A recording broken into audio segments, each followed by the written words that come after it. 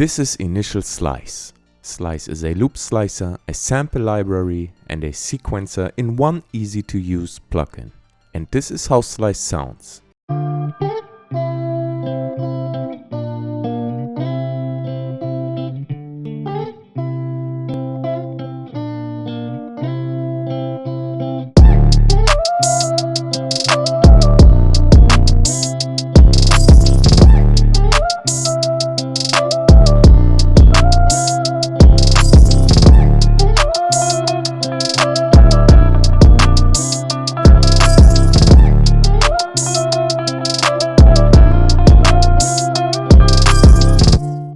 So let me give you a brief introduction of how Slice works. Simply drag any sample into Slice. At the top you can adjust the slice mode, stretch mode, project BPM and sample BPM.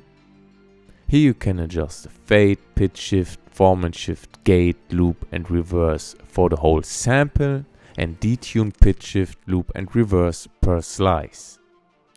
On the left side we have the library browser and the preset browser. You also can create your own libraries and your own presets. And at the top, we can switch to the sample browser. Slice comes with a factory drum kit, but you also can use any other drum kit you have on your hard drive. Simply drag the folder into Slice.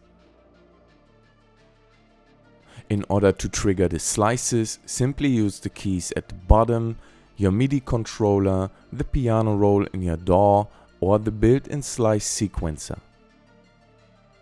We have two kinds of presets in Slice. If you click the preset name, Slice will load the sample only.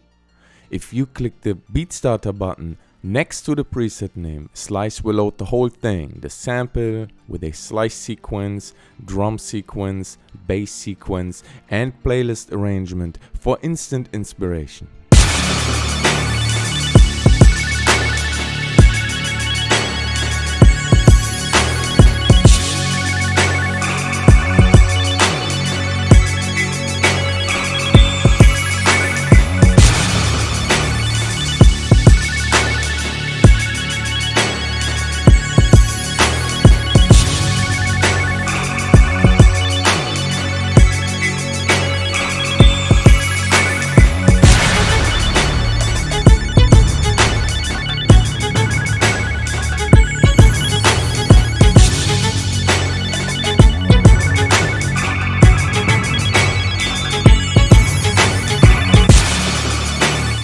I want to keep this video short, but would like to give you a few more helpful informations about using Slice.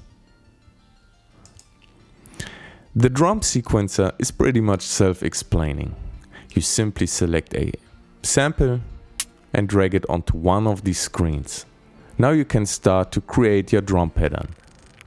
You can create 4 patterns per sequencer. Slice sequencer, drum sequencer, bass sequencer, and those patterns you can arrange at the playlist page. We have a fixed reverb and can send each channel with this aux control to the reverb. This helps a lot for creating a good mix. Let's go to the bass sequencer. Same thing here. Select a sample and drag it onto the screen. A very helpful tool is the built-in sidechain.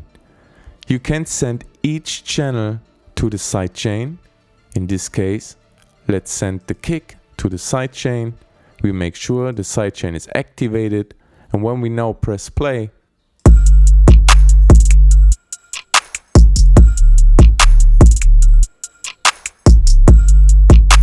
we can clearly hear that the kick ducks the bass.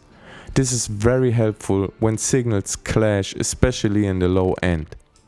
The last thing I would like to talk about is the effect rack section on the main editor page. Down here we have 3 effect racks and a master rack.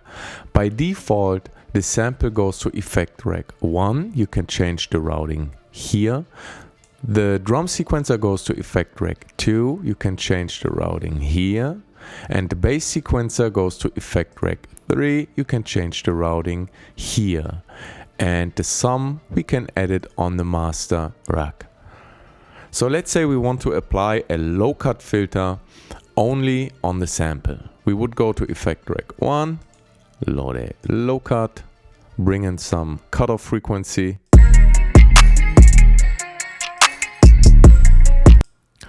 And let's say we want to place a compressor on the drum, bass.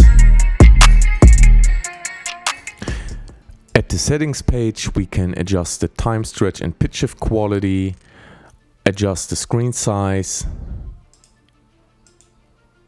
or open the content folder by clicking this button. Here at the top, you can enter your producer name, which will be saved in the presets you create. I think that's it for a brief introduction. Thank you so much for watching. Have a great day. Bye.